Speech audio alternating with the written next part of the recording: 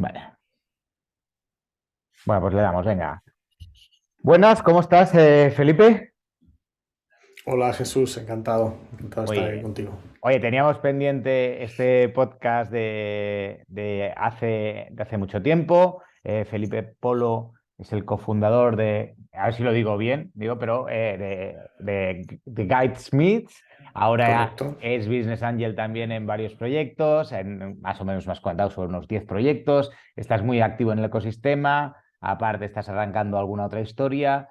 Pero un poco lo que a mí me gustaría si quieres introducirte tú mismo, que va a ser más Mm, fácil, más explicarnos un poco. A mí lo que me gustaría que me explicaras un poquito cómo llegas a fundar Guidesmiths, y luego si quieres empezamos con la historia, pero vamos, básicamente ubicarnos un poquito. sí, perfecto. Pues, pues bueno, yo vine a Madrid, pues yo soy originalmente de Cáceres y vine Ujú. a Madrid para estudiar la ingeniería informática. Soy tecnólogo, ¿no? Y estoy aquí de milagro porque realmente mis primeros trabajos fueron en sitios que eran bueno, lo que yo llamo las compañías del no, ¿no? O sea, Ujú. sitios donde dices, joder, ¿qué es esto? ¿De qué va esto? Yo esto no es lo que estoy en la carrera, esto es lo que no quiero hacer, me quiero dedicar a esto.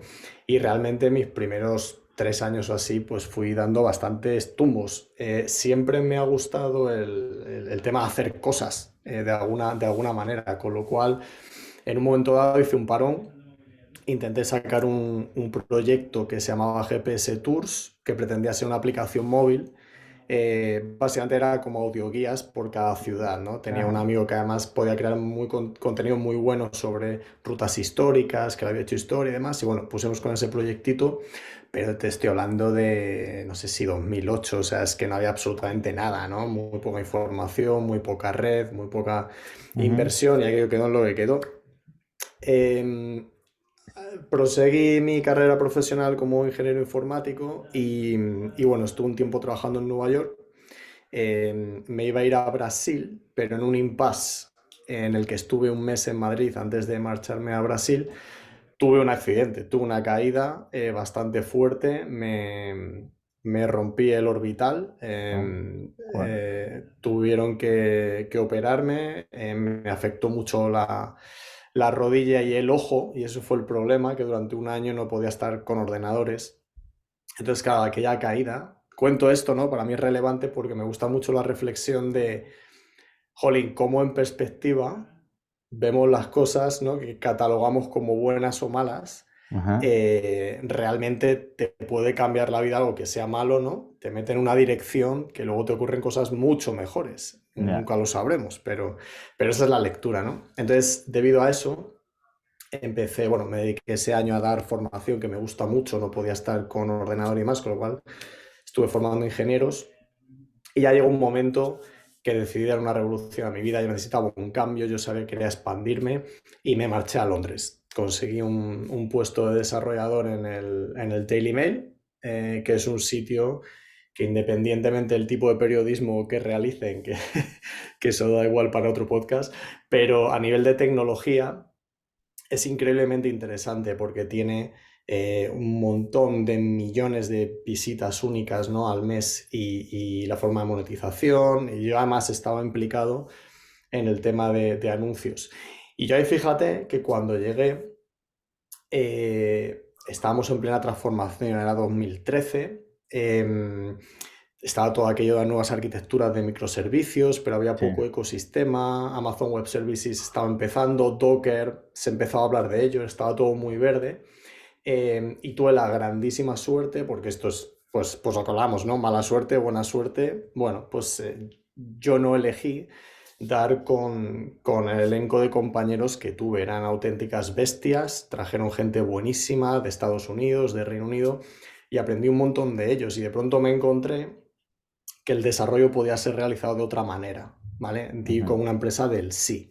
Y ahí como que aprendí una fórmula, ¿sabes? Y yo lo sentía como desarrollador que estaba en mis momentos de motivación más altos, que no Ujú. había estado nunca. Yo llegaba a mi casa, estaba haciendo un MBA además, que siempre me ha interesado mucho el tema de negocio, Y yo llegaba a mi casa y lo que me salía era seguir aprendiendo tecnología, seguir haciendo cosas, seguir Pero cacharreando. con ese grupo no estás programando, sino que estabais haciendo formación. No, estábamos programando, o sea, a mí ya la afección del ojo se me había pasado, ¿no? Entonces Sí, sí. yo cogí el puesto de desarrollador Vale, vale, vale, visto. en Daily Mail, yo estaba como desarrollador, pero claro, con una visión de lo que era el mundo del desarrollo radicalmente diferente a ¿Por, donde yo por- venía. por qué? ¿Por qué era radicalmente diferente? Buena pregunta. Porque básicamente el centro del resultado final y el accountability se pone en el desarrollador de principio a fin. Entonces yo flipaba cuando yo era quien mandaba un email al director comercial del Daily Mail. Yo, Mm. un desarrollador de un equipo, ¿sabes? Le convocaba a una reunión. ¿Por qué? Porque, jolín, yo sé de lo que quiero hablar, él tiene la respuesta y me di cuenta de que esa parte lean de gestión, ¿no? De empoderar al desarrollador, acompañándolo de una serie de medidas de seguridad, digamos, para asegurar la agilidad. En última instancia, lo que se traduce es que pasamos de migrar un monolito que llevaba 10 años en producción, que se mandaba nuevas releases cada 6 meses, pasamos a hacer 6 releases al día. Ya, ya, Entonces, claro, ya. el impacto de negocio es monumental, ¿no? Y yo ahí vi la luz y dije, jolín, pero ¿qué se está haciendo en el mundo, ¿no? Se está llenando esto de estructura, de managers, de procesos, de QA, de no sé qué. Y ahí como que empecé a captar la fórmula, las nuevas tecnologías y todo aquello me llevó a posteriormente intentar sacar un productito para el mundo del baile que se llamaba Ritmo. Lo hice yo solo y así, así pasó que no pasó de tener algunos usuarios, ¿no? Pretendía ser un indexador de eventos en Londres en Ujú. este caso. Pero fue muy interesante la experiencia y yo en algún momento me quería volver a Madrid, ¿vale? Pero en aquel momento, después de la experiencia del Daily Mail, bueno, hubo un par de personas con las que yo había trabajado en el equipo que eran muy senior y dijeron, jolín, esta fórmula, digamos, esta receta del sí, ¿no? De cómo un desarrollador puede estar motivado, cómo se puede aportar un montón de valor al cliente, cómo se puede hacer una metodología ultra agresiva en términos de delivery, lo podemos portar y llevárselo a otras personas, a otras empresas, ¿no? Y así nació Gatsby realmente, de ese aprendizaje y de esa oportunidad. Por- Em, Porque ¿qué es Guidesmith? ¿Qué es exactamente? Y danos cuatro números de dónde llegasteis, o sea, qué era, qué sí, acabó siendo, y cuatro números de los volúmenes que llegasteis a alcanzar. sí. Mira, K-Smiths inicialmente, como te comento, era una agencia de software, ¿vale? Que ahora ahondamos sobre ese tema, que pretendía llevar una fórmula muy única, que era una propuesta de valor muy buena tanto para el cliente como para el desarrollador. Nació con 3 personas en un primer cliente. A partir de ahí, orgánicamente y con algún equipito en Hungría, que ahora te contaré, que fuimos también creciendo por ahí, fuimos haciendo algún proyecto nuevo, ganando algún cliente más. En última instancia, en 2017, yo volví aquí a España para montar el centro de desarrollo en España. Y básicamente llegamos de 2015, que empezó este proyecto, a 2021 que vendimos, llegamos a 9 millones de euros de facturación y 120 personas en 3 países. Entonces, la experiencia, claro, ha sido como, jolín, vendimos el año pasado, yo tuve un nene un mes antes de ¿Ya? vender, entonces, claro, pues mi mente ha estado, mi energía, ¿no? Ha estado muy fluctuante, pero me ha dado tiempo a reflexionar y realmente el reto de escalar una empresa que depende de personas, ¿no? O sea, si no tienes más gente no facturas, pues da mucho de sí. Ha sido realmente Porque, complejo, ¿no? porque todo el mundo dice que, oye, no escala el servicio, ¿no? Que lo ideal es lanzar producto. Eh, Esto pasa tradicionalmente, lo dice todo el mundo, y luego que casi todos los mentores, no casi todos, pero muchos mentores de Seed Rocket han construido agencias de marketing y agencias de desarrollo, o sea, que son los que ganan la pasta, ¿no? Los picos y palas. Pero la pregunta es, ¿cómo Eso es. escala? ¿Cómo haces que escale una, una agencia de desarrollo que está basada en horas hombre, básicamente. Correcto. Pues he reflexionado mucho al respecto, ¿no? El modelo, si lo piensas, es muy complejo, es un modelo de eficiencias. Lo que ocurre primero, ¿cómo funciona el modelo de growth? Como tú bien has dicho, em, bueno, tengo más oportunidades, necesito más gente para facturar ese hueco. Pero ¿qué ocurre? Que cada nuevo, cada nueva pieza que traes al equipo, cada nuevo desarrollador que traes al equipo, implica un riesgo, porque los proyectos nunca son de 3 años. Son Ya. proyectos de 3 meses, de 4 meses, no sabes si van a tener continuidad. Entonces, tú cada vez que contratas a alguien, el riesgo de una agencia es monumental. ¿Qué es lo que ocurre cuando empiezas a escalar? Lo que ocurre es que de manera natural empiezas a tener fragmentación de esas oportunidades y tienes la oferta y la demanda completamente desbalanceada. Es muy difícil estar en equilibrio. Tienes o gente que temporalmente no tienen proyecto, lógicamente pues haces cosas, ¿no? Formación, proyectos internos, lo que tú quieras, pero el coste es muy alto del banquillo. Sí. Y por otro lado tienes un coste de oportunidad porque, jolín, se te presentan las oportunidades, ¿no? Un cliente te cierra un proyecto, es imposible prever los ciclos de venta, y de esto también tiro ahora del hilo, ¿vale? De la parte de marketing y ventas, es imposible predecir el cuándo van a ocurrir las cosas. Sí que puedes ver lo que puedes crecer y hacer y realizar acciones y tener un pipeline y todo eso, pero es muy complicado saber cuándo un cliente te va a cerrar porque no tienes la más mínima pista, ¿no? Puede haber burocracia y procesos internos. Entonces, el resultado de eso es que una agencia está constantemente explotando todo en la cara. De pronto, un cliente que lleva 2 meses en el pipeline te dice que sí, y alguien que lleva un año también te dice que sí. Y todos tienen el denominador común, que es que todos quieren empezar ya. No es proporcional a lo que han estado esperando. Entonces tú de pronto te encuentras que tienes que traer a 6 personas en 2 semanas. Y eso es absolutamente imposible. Es una quimera, con lo cual lo que ocurre es que vas construyendo el equipo paulatinamente, vas reubicando gente, vas haciendo trileros también para, lógicamente, mantener la calidad. Tú no puedes estar moviendo, al menos era mi aproximación, yo no quería estar moviendo a gente constantemente porque yo soy desarrollador y eso me ha dado una grandísima ventaja, que entiendo lo que piensa y lo que siente un desarrollador y cómo puedes trabajar de la mejor manera, ¿no? Entonces, al final el modelo de crecimiento es sencillo, tú tienes que retener lo que tienes y sumarle a eso, ¿vale? Ese es el modelo. Pero ahí viene otro problema, que es retener al personal.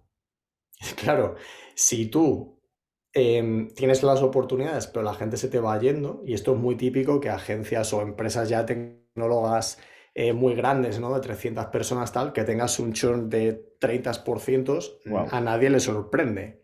A nadie le sorprende. Si tú te vas a las grandes empresas, vas a ver que tienen EBITDAs de 8%, 10%. Los nuestros partían del 22%, por ejemplo. Entonces, al Y por final, qué? ¿Por qué? Porque, por, pues porque una empresa grande se empieza a llenar de estas ineficiencias que te comento. ya. Empieza a haber huecos, empieza a haber estructura, se empiezan a cargar de overheads. ¿Y qué haces tú para que retener el talento? O sea, que si ya en una startup es complicado, ¿no? Y yo no lo había vivido nunca este escenario, pero yo, no sé, en ningún proyecto que he tenido es las rotaciones que estoy viendo ahora en las compañías, ¿no? A nivel técnico. Sí, Eh, ¿qué, qué, qué haces? O sea, ¿qué hacíais para retener ese talento? ¿No? Porque quiero decir que a lo mejor sí. incluso puede ser menos atractivo para un developer, ¿no? Trabajar en una consultora versus, bueno, una agencia de desarrollo de software versus una startup pura, ¿no? Para mí esta pregunta es la que hace despertar mi pasión real, ¿no? Que es crear equipos de lo que llamo de alto rendimiento, que al final son equipos felices, sin más, ¿no? Fíjate nosotros, y esto es lo que personalmente me he sentido, de lo que personalmente me he sentido más orgulloso, teníamos una rotación de personal del 2%. Ujú. Eh, resulta que ahora te voy a dar las claves, ¿vale? Ahora las que yo pienso que son las claves, ahora te respondo, pero fíjate que esto cualquier persona entiende, Sí. que la retención crea una especie de inercia exponencial, es decir, si la gente se queda en la compañía y la gente no se va, quien se plantea irse lo tiene mucho más complicado que el que está en una empresa que se está yendo gente cada 2 semanas, porque uno dice, ostras, si nadie se va, será porque esto mola mucho y no voy a encontrar nada mejor ahí fuera, o esto me seduce, me satisface, y la otra persona está diciendo, se está yendo todo el mundo, el tonto soy yo que se está quedando, me estoy perdiendo algo. Entonces te Sí. das cuenta, tiene un efecto compuesto, ¿no? Es crítico para mí retener. Entonces, sobre lo que decías de las claves, hablamos de empresas tech, ¿vale? Lógicamente hay una variable que es la cuestión del salario, pero eso también tiene mucho impacto en la parte motivacional de cada uno, ¿vale? Yo sí que creo que ante unos mínimos, Ujú. eh, a partir de esos mínimos que te lo dicta el mercado y te lo dicta también la situación de cada persona, también tienes que saber a qué segmento de desarrollador estás atrayendo. No es lo mismo un padre de familia que un chaval de 25 años soltero y sin compromisos, ¿vale? Puede haber distintas expectativas, distintas ambiciones, pero en general, aparte del tema del salario, yo lo que he descubierto, y esto ha sido a base de mucha encuesta, yo hacía mucha encuesta dentro del equipo, iterábamos mucho los planes de carrera, los planes de beneficios sociales para intentar dar con la tecla, ¿no? Eso era lo primero, o sea, pregunta a tu equipo qué quieren y qué les hace feliz y qué necesitan de ti. Y date cuenta que el factor número uno que la gente valoraba en nuestro equipo, o realmente que valoraba del trabajo, era el equipo. O sea, el equipo en el que estoy me flipa. El equipo de managers o de leadership que lleva la empresa me flipa. Y creo que el dinero como motivador salía como el cuarto. ¿Vale? Esto puede parecer sorprendente, pero esto es lo que yo viví. Entonces, ¿cuál es la lección? Que cuando tú creas un ecosistema en el que la gente puede ser como ellos son, y tú proteges su trabajo y tú colaboras con ellos, ¿no? Eres uno más. Yo les desbloqueo, les ayudo, les echo una mano. Creo que sentirse bien en el trabajo y decir algo que no te pese, que lo estoy haciendo por la pasta, que encuentres algo más allá, es crítico y creo que esa es la clave. Es el factor humano, ¿no? Ese factor X, como lo quieras llamar.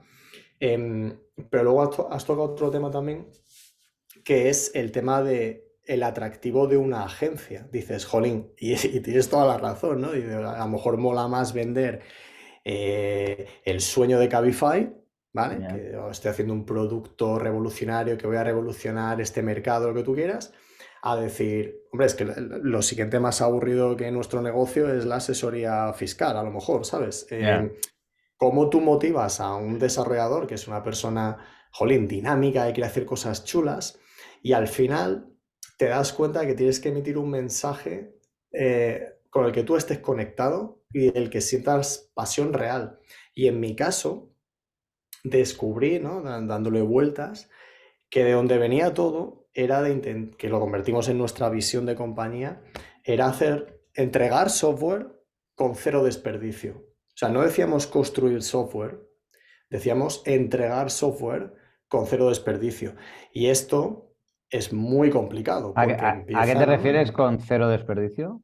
Claro, se habla mucho del tema Lean, ¿no? Ok. El tema de waste, cuáles son los factores que generan desperdicio en un proceso de desarrollo de software. Pues hay muchísimos. Por ejemplo, trabajo se quede a medias, em, estar a la espera. Si tú tienes procesos que para mandar algo a producción tienes que estar esperando a que el de QA 45 minutos te valide y tal, pues es un desperdicio.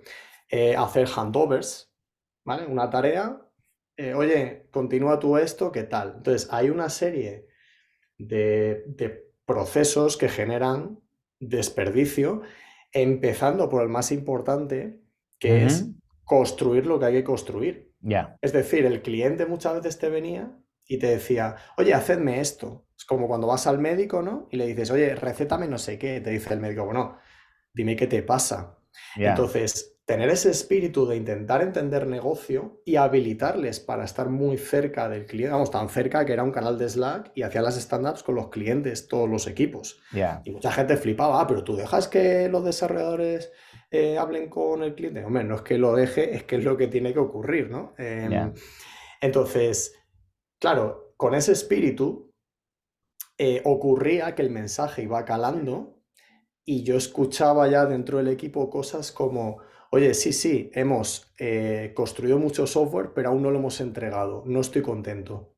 Y ahí es cuando ves que tu mensaje cala, ¿no? Y que ha hecho clic en la gente y que se da cuenta que no les estás pagando. O sea, que su Ya. motivación no viene por he hecho un commit, lo he mandado ahí a GitHub. No, tu motivación debe venir, el éxito debe venir cuando eso lo has puesto en manos del cliente, ¿no? Entonces es como una aproximación muy agresiva en el delivery y eso motiva mucho al desarrollador. El desarrollador está, su viaje diario está lleno de pequeña dopamina, Mm, ¿sabes? Algo no funciona, lo arreglo, me siento bien, he completado este ticket, lo cierro, poquito de dopamina, ¿sabes? Por eso sí. es un trabajo puede ser adictivo y el hecho de que te mete en foco y eso se disfruta. Entonces tú tienes que proteger eso. Y si proteges eso, el desarrollador va a estar muy a gusto. O, Todo el mundo o- quiere hacer un o mejor sea, tú, por trabajo. ejemplo, eres más partidario de que los desarrolladores, los developers estén muy cercas, en este caso el cliente, pero bueno, en una startup puede ser directamente, digamos, con el equipo de negocio,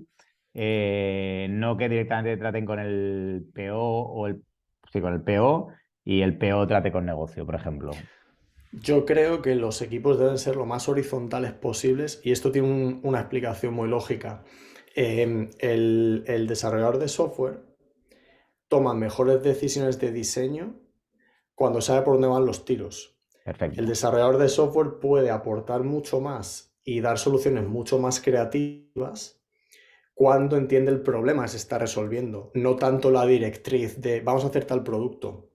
El desarrollador está mucho más implicado y se siente mucho más owner de lo que está haciendo cuando es, y accountable, ¿no? Que para mí eso no encuentro el término en español, ¿no? Porque es como, no existe una palabra que diga eso, pero es como responsable y tú eres el propietario de eso y el orgullo va para ti, ¿no? Y el premio va para ti y también el marrón, si algo va mal. Ujú.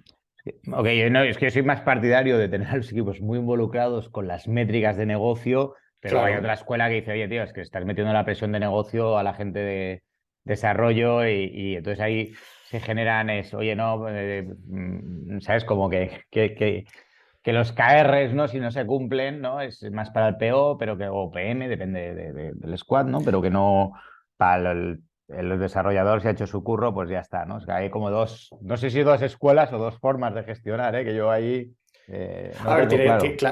claramente tiene que haber unos roles, tiene que haber un orden, tiene que haber una accountability y una persona que al final tome la decisión. Pero eso no significa que dejes a los desarrolladores ciegos de negocio. Es Ya, que ya, eso es un ya. grave error. Es un grave error el desarrollar. Primero, porque les embarcas en una misión que ven que es real, que ven que está pasando. Y segundo, porque mucha gente se sorprendería de la cantidad de innovación y de ideas ingeniosas y de creatividad y de propuestas que puede traer un desarrollador si tú se lo dejas hacer. Y si le pones al lado el problema, ¿no? Nosotros teníamos un espacio de innovación, por ejemplo. eh, Eso es otra cosa que para mí fue clave.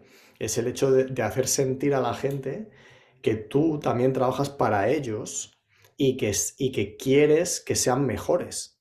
Porque si no, el mensaje que yo traigo es que quiero gente mediocre, ¿no? Pero si yo lo que te digo es, oye, tengo un entorno que te empuja a formarte, hacíamos muchas charlas internas, casi semanalmente preparábamos cosas, hacíamos lo que se llaman catas de código para, bueno, afilar el hacha, ¿no? Ver un poco qué hace cada uno, hacíamos juegos, competis, hacíamos hackatones y de ahí salieron productos internos. Y de ahí salieron muy buenas ideas. Y de ahí salieron propuestas de cómo hacer, por ejemplo, un testing súper fino en el frontend, que al final acabamos adaptando Cypress, y eso vino porque nació de ahí, ¿sabes? Entonces, ese espacio de innovación, si somos siempre cortoplacistas con es que hay que entregar código, tal y cual, nos perdemos mucho. Esa es un poco mi visión, ¿no? Vale. Oye, a la hora de liderar, o sea, o qué conclusiones de liderazgo, ¿no? Que sí que has explicado, ¿no? Pero de liderar equipos, también equipos técnicos con clientes, ¿no? Porque yo creo que también eso no tiene que ser. Yo tradicionalmente todo lo hago en house, ¿vale? Casi nunca he subcontratado nada, excepto cuando cogimos Chickfire había una agencia que luego que era bastante famosa y cerró en España luego. Eh, pero veo que no es trivial, ¿no? O sea, no es trivial trabajar con equipos de developers externos, con clientes, un poco, no sé, la comunicación. Ahí explícanos un poco ahí tu punto. Sí, yo creo que todo pasa y de hecho, fíjate que ocurre que este modelo de negocio de agencias, eh, aparte de que operativamente y económicamente es complejo por lo que he mencionado ya, es que luego tiene otro problema, que es que se acaba viendo casi commodity, ¿no? O sea, yo tengo el proveedor de la luz, yo lo que quiero es que me des luz, me da igual todo lo demás. Cuando eso pasa, lo único que veo es el precio. Ya, Entonces, ¿cómo te diferencias como agencia, ¿no? Especialmente cuando estás ahora con el COVID. Nosotros éramos remote first desde 2015. ya. Eh, para mí no era nada nuevo, pero claro, ahora llega el COVID y tu propuesta un poco la diluye. Pero eso quiere decir que ahora empiezas a competir con que la gente, ¿no? Se abre ahora a traer a una agencia de Polonia, de no sé dónde. Em, entonces, ¿cómo te diferencias como agencia? Yo creo que esto es algo súper importante. Y en nuestro caso, aparte de la aproximación humana al cliente muy cercana, muy, oye, somos un partner, ¿no? No es que tú me estés pagando por tal, es que yo quiero ir contigo de la mano y quiero entender tu negocio y quiero sumar.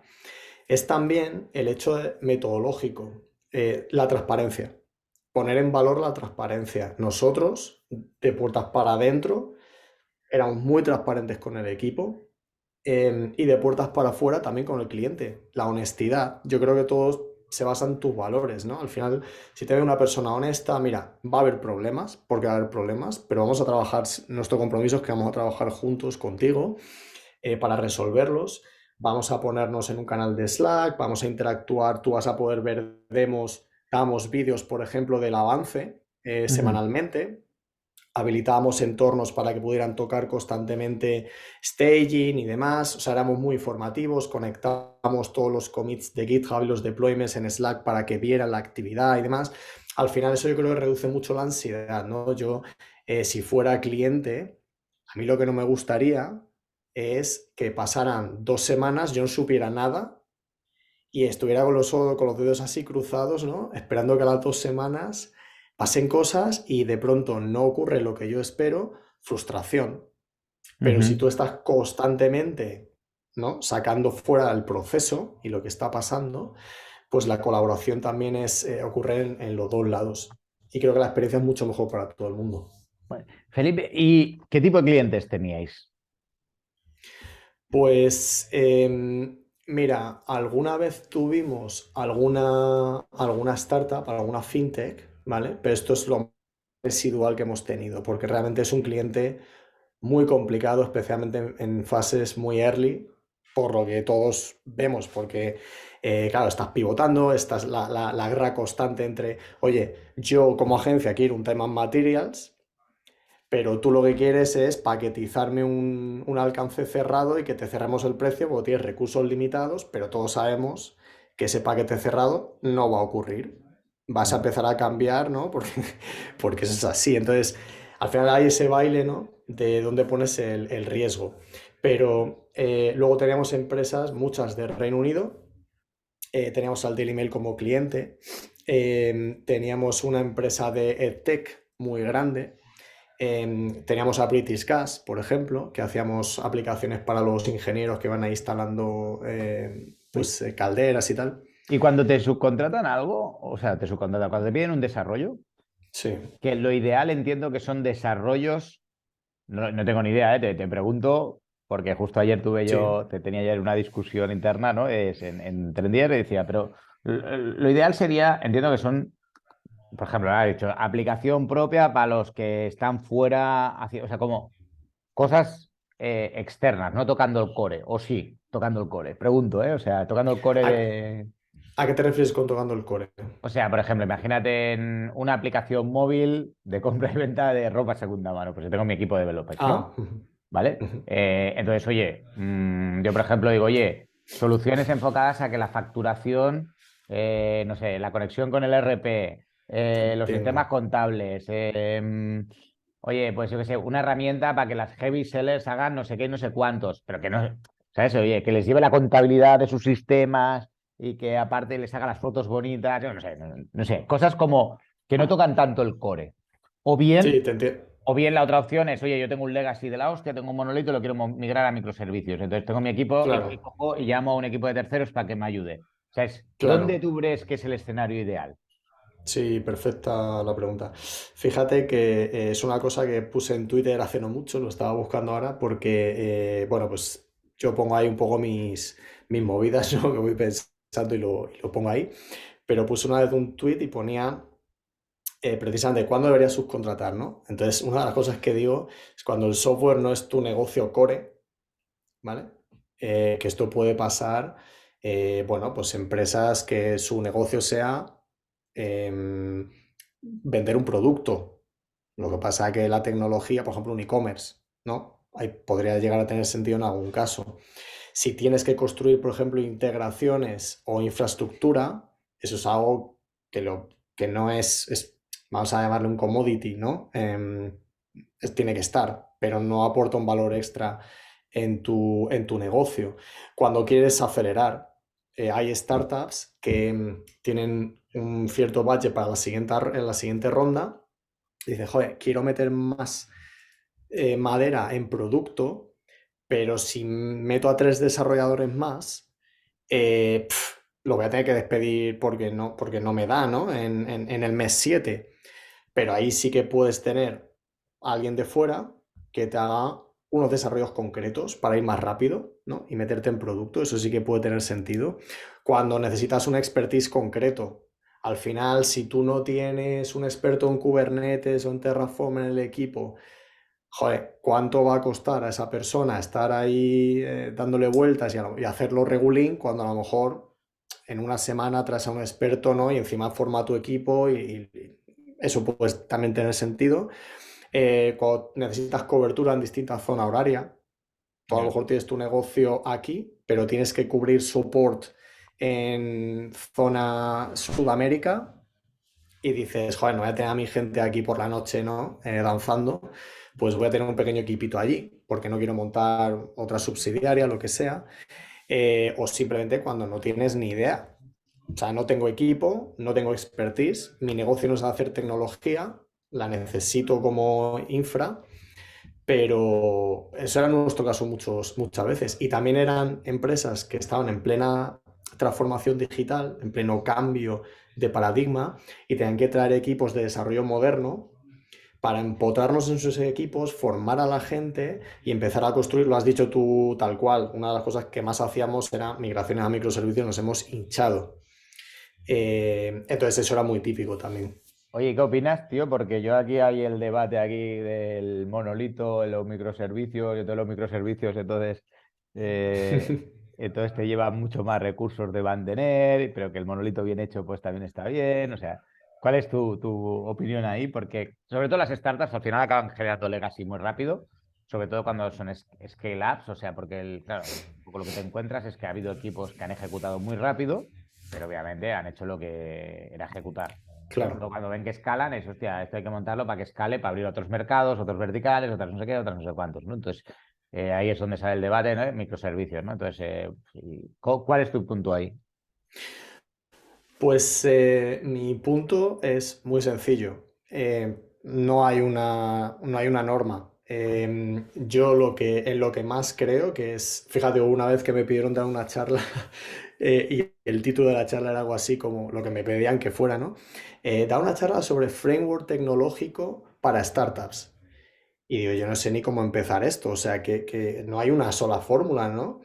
Entonces, en vez de dar una charla sobre, oye, montar aquí la base de datos, el bus, el no sé qué, microservicios, arquitecturas, lo que di fue una charla de economía del software. O sea, vamos a entender términos económicos para saber si lo que estoy haciendo me va a abrir opciones. Si lo que estoy haciendo tengo que invertir más en hacerlo un poquito mejor porque ya se consolida. Por ejemplo, un tema muy recurrente es, ¿tengo que hacer test automáticos? Pues yo soy el primer defensor de los test automáticos. Pero también te digo que si estoy haciendo unas pruebas, no me voy a poner a blindar todo el código porque es que mañana lo voy a tirar. Tienes que saber dónde estás, tienes que saber el contexto, tienes que saber qué te aporta cada herramienta y elegir. Y un buen monolito, pues claro que funciona. Y una arquitectura de microservicios, pues también funciona súper bien. Trae complejidad adicional, pero trae unos beneficios. Mira, en ingeniería del software todo se basa en entender el trade-off. O sea, saber que no hay una solución que te va a resolver todo, sino que vas a penar por otro lado y ver si eso te compensa. Es tan sencillo y tan difícil como eso, ¿no? Ujú. Sí, sí, está claro. Oye, ¿cuáles de las decisiones más complicadas que has tomado internamente o sea, las decisiones contigo, con tus socios? ¿No? ¿Cuántos seréis de socios en la compañía? Éramos dos, un Dos. socio australiano que vive en Londres y yo. Ok. ¿Cómo, o sea, las decisiones más complicadas o momentos más complicados que habéis pasado? El momento más complicado, bueno, tuvimos un par de ellos. Uno fue, intentamos durante demasiado tiempo fusionarnos con una compañía de Hungría, que eran colaboradores muy cercanos. Era como un match operativo 100%, ¿no? Em, pero las conversaciones se enredaban, temas societarios, complejidad que tenían allí de compliance, de... Bueno, el problema es que cuando tú te metes en esos berenjenales, te distrae del negocio. Y había un montón de iniciativas que teníamos paradas porque si íbamos a fusionarnos, era mejor esperarse. ¿Sabes lo que te quiero decir? ¿No? Que luego estar Ya, arreglando todo y reintegrando.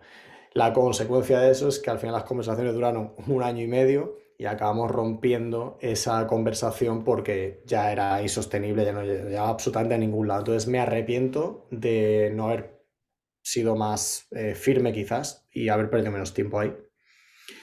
Eso fue una cosa. Eso pasa a muchas startups también, ¿eh? Que abren negociaciones, a lo mejor no de fusión, pero sí con expectativas de que te van a comprar, que nunca acaban Claro. pasando y tú acabas frenando cosas y tú dices, tío, que por culo, si o sea, es muy difícil que te compren, ¿no? O que te fusiones, o venderte, ¿no? O sea que...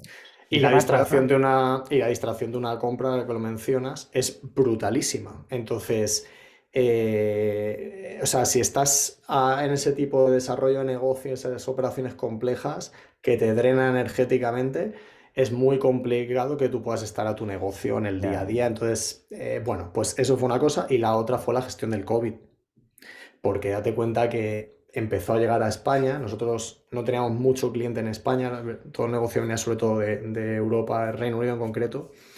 Eh, ¿Qué pasó? Que cuando llegó a España, yo empezaba a percibir, claro, no hubo impacto para nosotros a nivel de negocio, más allá de que lógicamente pues todo el mundo en sus casas, ¿no? Bajonazo psicológico para todos, un poco bajón, gestionar el remoto, que se habla mucho de esto. Pero yo estaba viendo que se estaba levantando la marea, porque claro, en Reino Unido yo había estado en Londres 2 semanas antes, de hecho me tuve que venir pitando porque me cerraron el aeropuerto de Barajas ya. con el tema este del COVID, y yo veía que la marea iba a llegar en 2 semanas a Londres. Y efectivamente así fue. En 3 días, desde que empezó a ser un big deal el COVID en Reino Unido, en 3 días se nos cayó el 40% del revenue. Bueno. Claro. Eh, entonces, gestionar eso, ¿no? Comunicar al equipo fue complicado, pero nos salió, lo hicimos bastante bien como equipo. Y luego la cosa que fue casi más complicada es que un mes después de esto, en 6 semanas, recuperamos ese 40% perdido.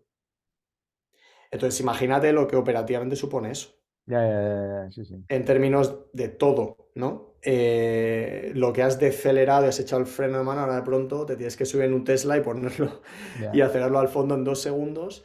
Y al final, fíjate cómo sería que al final del año del COVID crecimos un 20%. Y esto también dio salida a la narrativa de negocio resiliente, muy diversificado. Los private equity ya empezaron a llamar a nuestra puerta, porque claro, para un fondo, cuando la mitad de sus opciones están en un alto riesgo o paradas, pues miran a los flotadores, que puede ser la Claro. tecnología, ¿no? Entonces también, de alguna manera, aprovechamos el timing. Oye, ¿por qué vendéis? ¿Y por qué no hacerlo más grande? ¿No? O sea, ¿por qué no decir, oye, vamos más a saco, crecemos más? Entiendo que daba EBITDAs, ¿no? La compañía, por lo que has dicho, Sí, era generadora de EBITDAs, de cash flows. Oye, sí. ¿y por qué salirte y vender? Pues es una gran pregunta, Jesús, y yo creo que me la, me la ha hecho mucha gente y realmente no hay una razón más allá que, ¿cómo te decir? Motivo emocional quizás, ¿no? Ujú. Cada uno es como es. Yo soy una persona que soy arrancador de proyectos. Meto mucha energía, me gusta hacer muchas cosas, me gusta aprender.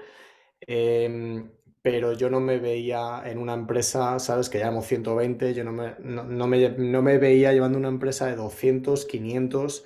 Eso no me apetecía nada, ¿sabes? Ya Ya. se entra en una estructura mucho más política, todo mucho más estructurados, y ahí lo que me gusta es el mambo, ¿no? El caos este de no tengo ni idea de lo que estamos haciendo. ¿Quién nos compró?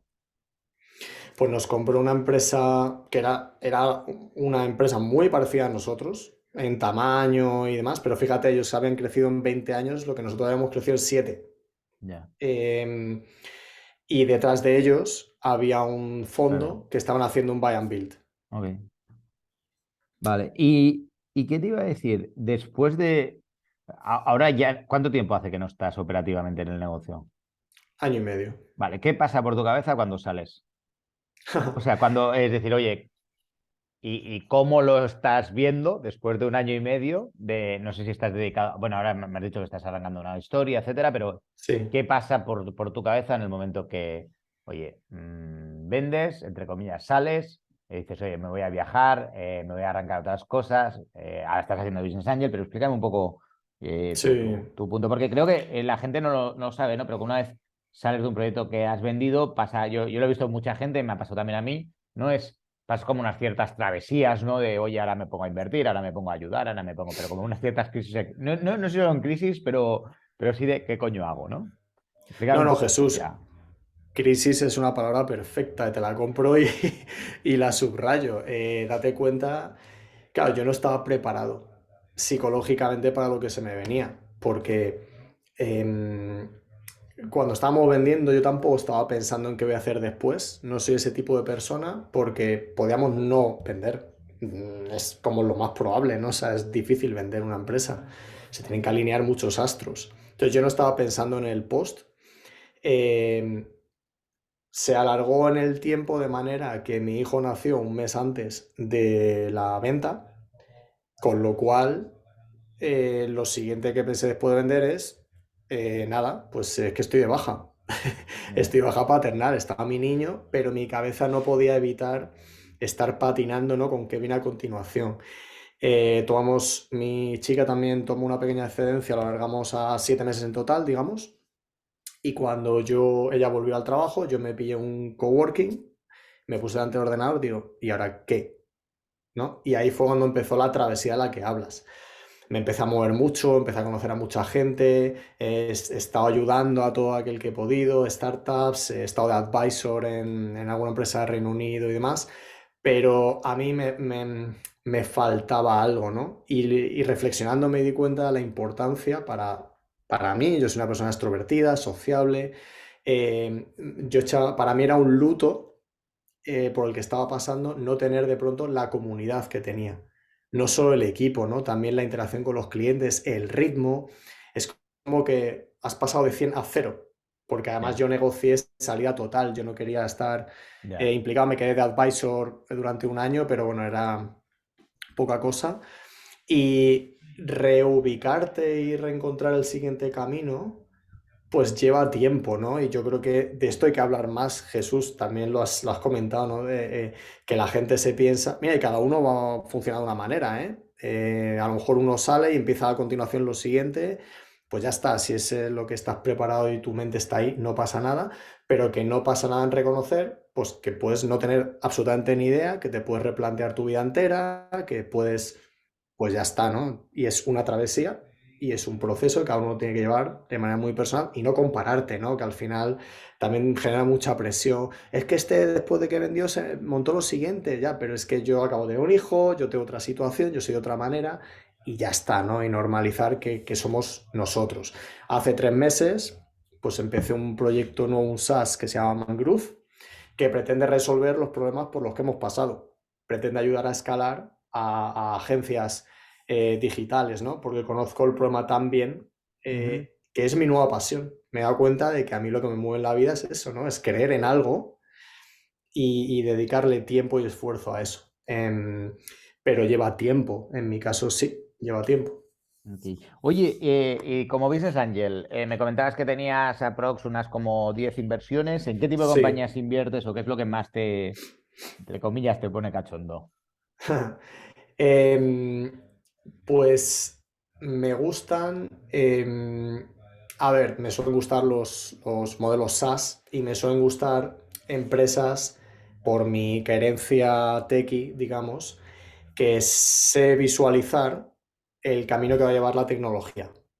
¿Sabes? Veo si esto va a ser muy intensivo en capital, si esto va a requerir un montón de integraciones, si va a requerir mucha fuerza. En realidad, industria me da un poco igual. Me gustan las que hacen cosas un poquito diferentes, ¿sabes? Que se meten en. Digo, qué idea tan chula. El otro día me escribió uno por ahí, uno que, que estaban haciendo, creo que era una startup de India, Ujú. que fíjate, lo que estaban haciendo era, hay planes de estos de suscripción que te obligan a comprar el anual, Ya. ¿no? Pues ellos lo que hacían es, oye, no, me compras a mí el mensual, ¿sabes? Y te financio esto y tal. Y dices, jolín, qué creatividad la gente, ¿no? Me gusta este tipo de creatividad independientemente que me parezca un buen negocio, ¿no? Pero sí, me gustan que pueda ser rentable, que pueda escalar muy bien y que la tecnología no suponga un overhead brutal, ¿no? Hay proyectos por, yo sé, compliance, yo estoy ayudando a una startup de Reino Unido que están resolviendo la traducción entre moneda fiat Sí. y criptomonedas. Eso requiere un compliance brutal, ¿no? Entonces, fíjate, con un PowerPoint les han dado no sé si 8 millones de libras y tenían un PowerPoint, ¿eh? Ya. Pero porque eso es súper caro. Entonces, Ya, claro, pues ya. eso a lo mejor ahí tecnológicamente no me resulta tan interesante. El mundo cripto, blockchain, rehuye un poco de él, Ya. sinceramente, porque sí que creo que se está Dinos en algunos casos do- sobrevendiendo, ¿no? dos o tres compañías que has invertido, que dos o tres que te hagan, que estés, entre comillas, contento, entre comillas. Sí, pues puedo mencionar a unos compañeros que están aquí en Seed Rocket precisamente, Mogu, ¿no? Que salieron Ajá, sí, sí, sí. segundos, creo que tienen muy buen equipo y lo están haciendo muy bien O sea, y tiene pintaza el equipo y bueno, y el negocio. Ok. sí, a mí me gusta bastante. Luego hay otras startups, otra, por ejemplo, tengo en Reino Unido, no porque esté súper contento especialmente, pero me hacía mucha gracia el modelo de negocio. Y es que mezclaba tres cosas que digo, joder, como no voy a invertir ahí, mezclar tecnología, cerveza y fútbol. Básicamente se encargan de tener como dispositivos en los estadios y festivales y demás, de manera que tú agilizas mucho la compra de cervezas y Ajá. entonces no tienes que estar luego haciendo el pago, pues ya lo has hecho con la app y además te lo pueden llevar a los asientos y demás. Entonces, ves eso, por ejemplo, y dices, joder, qué chulo, ¿no? Al final Ya. son empresas que pueden cambiar la experiencia y, por supuesto, el mundo. Yo creo firmemente en la tecnología por eso. Muy bien, Felipe. Oye, te agradezco muchísimo tu tiempo, ha sido súper entretenido. Hemos aprendido un huevo de liderazgo, gestión de equipos, escalar agencias digitales, etc, etc. Así que muchísimas gracias por tu tiempo y por compartir tu historia con nosotros. A ti, Jesús, un abrazo.